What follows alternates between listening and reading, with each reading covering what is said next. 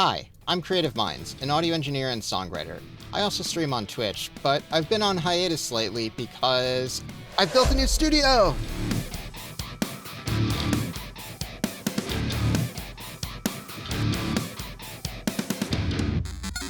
I've been an audio engineer since the 90s with a focus on lifting up smaller local acts.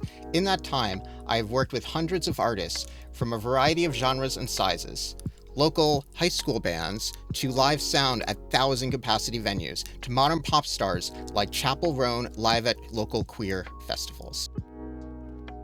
So my story starts all the way back in 2019, before time as we know it existed. I lived in Los Angeles where the sun always shines. Like always. You can't escape it. It's always shining. It will give you skin cancer.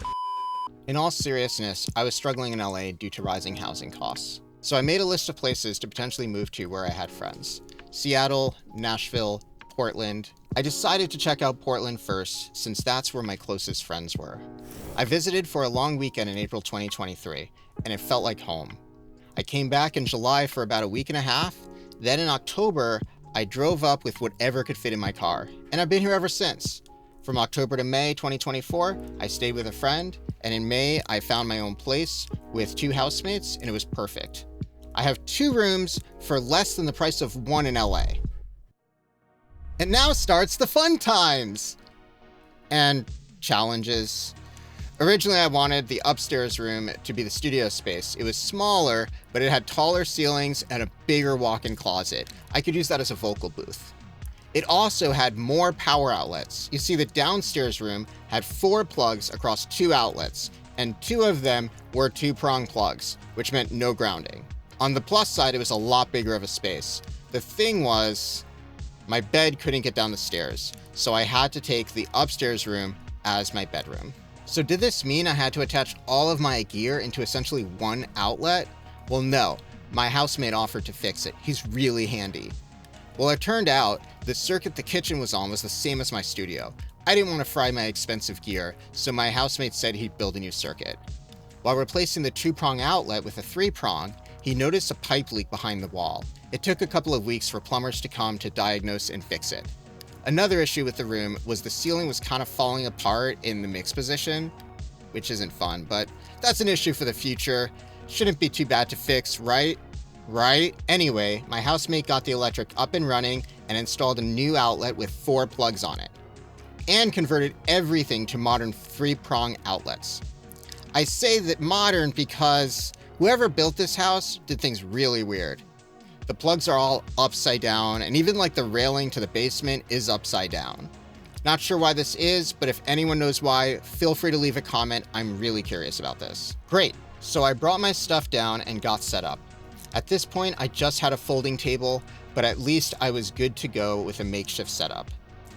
I did bring a proper desk with me from LA, but I didn't feel like putting it together, and honestly, it was too small for my growing needs, so I decided to spend some of my moving savings to get a new desk.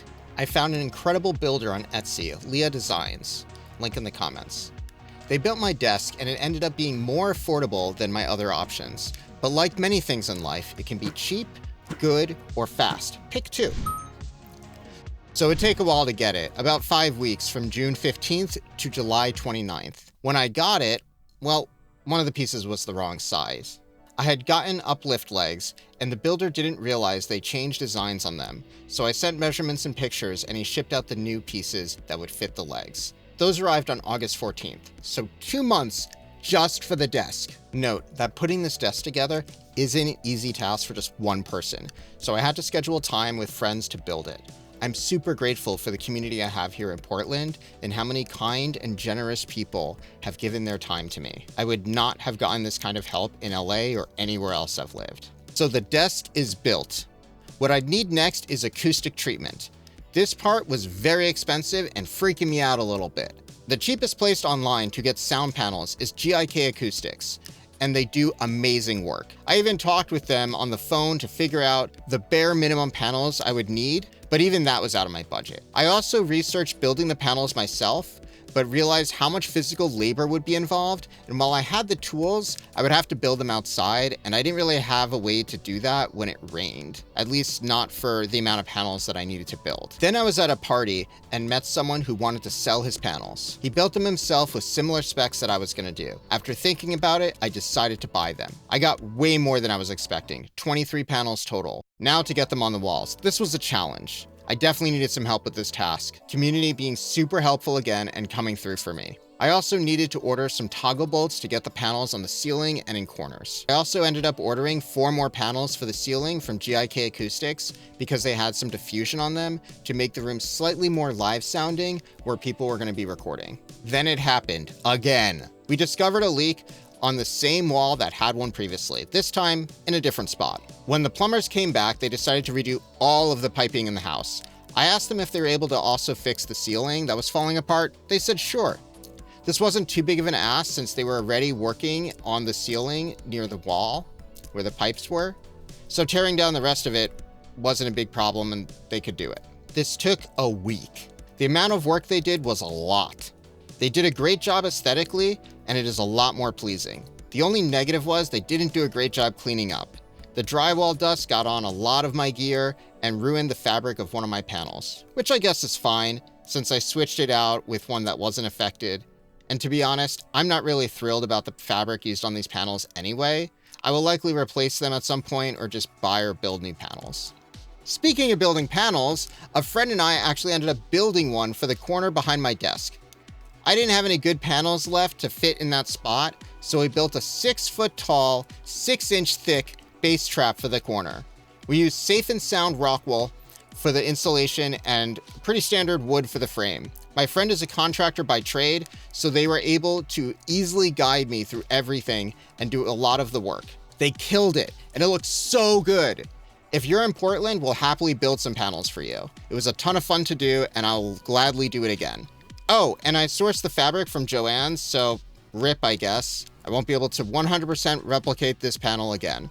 But I do know places online where I can order fabric and make something good enough. At this point, it is January. Things are pretty much done, and all that's left is cable management.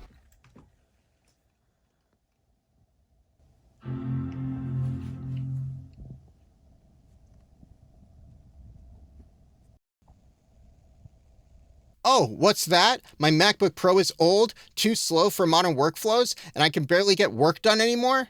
Well, fuck, I can't run a studio like this. I wasn't gonna let this stop me though, after 10 months of the hard work I put in. I decided to launch a GoFundMe campaign for a new Mac Mini, and I ended up with more than double my goal thanks to generous friends and family. I ended up getting a Mac Mini with the M4 Pro chip and 64 gigabytes of RAM. I really needed the RAM above 32 gigabytes as many of my sessions were hitting 50 gigabytes on my MacBook Pro. It is so insanely powerful, I don't have words. This is the first time in my life where I can't, under normal circumstances, make a dent in the power of this computer. I even ran some tests with it, and it took hundreds of tracks with a plugin on it to max it out.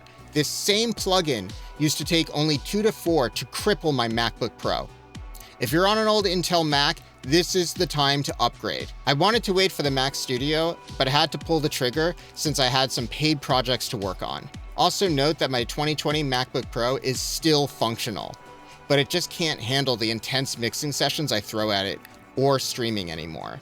Could be a video thing. I am planning on opening it up at some point, maybe dusting it out. I also want to mention that the Mac Mini is silent. The only time I've heard its fans turn on was with intensive noise reduction software. This also makes streaming so much easier because my MacBook's fans were always very loud and could always be heard on stream. After the Mac Mini arrived, I got sick for 6 weeks. No clue what happened or what it was, but it wasn't COVID. After 2 rounds of antibiotics, I'm mostly better. Which sort of brings us to now. Last week, at the time of writing, I cable managed everything with my friend and got stuff looking great. So enough of me yapping. You want to see what the finished product is like. Check this out.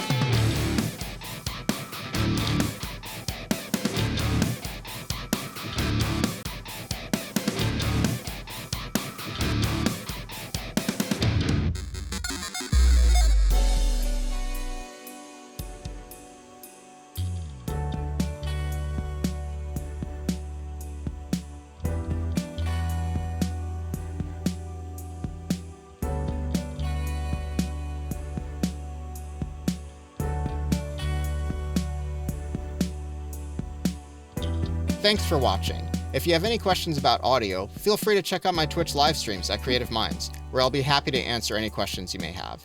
Also, if you're interested in working with me remotely or in person, feel free to contact me at the email in the description below.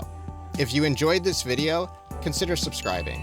I have more videos in the works, from plugin comparisons, streaming tips, and some of my discussions on Twitch.